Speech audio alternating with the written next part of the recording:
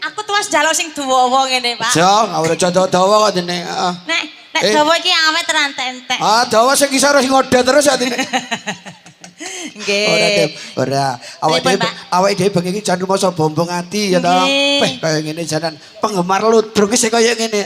Niki dereng bek nih mantan dilengkas bek nih. Katik sing main ludruk terkenal. Nggih.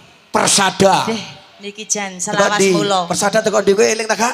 Anu, pundi? Alah, ancene aku suwe ra katut lali-lali. Dipotong 20.000. Persada iki saka latar Supiturang sing dibangun dening Bapak Iswari. Katuraken wilujeng dalu Bapak Ibu, Assalamualaikum warahmatullahi wabarakatuh. Satu tembang bareng-bareng campur sarinya Persada, monggo Mas Andi.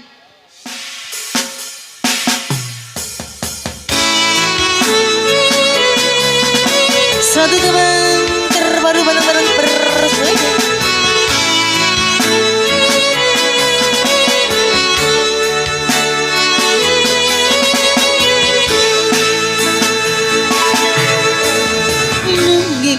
Karena seni Puspito indah manisari Manglung manungsong wangi Kelawan bulan indah tadi Ngambarang saspito Sangkun bawayan Rengsang pucuk sarini Kembang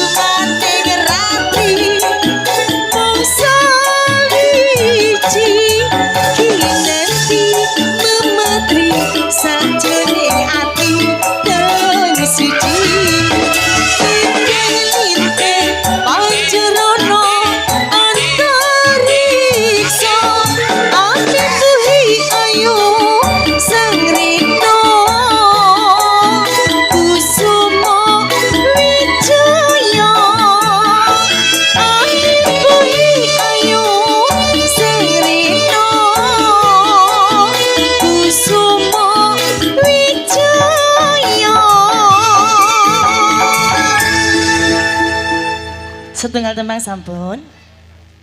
Jadi kepingin mana toh? Cek khawatir meneh. Oke, para kadang pemirsa sumrambah para sedherek budaya. Purnaning lagu Kusuma Wijaya ateges kula Cak Wisnyata ugi undur diri wonten ngarsa panjenengan sami mbok bilih anggen kula nyukani tetembangan arupi campursari wonten kekirangan kaula nyuwun pangapura. Sami amirsani gelaring teater tradisional ngantos purnaning atur ludruk persada nuwun.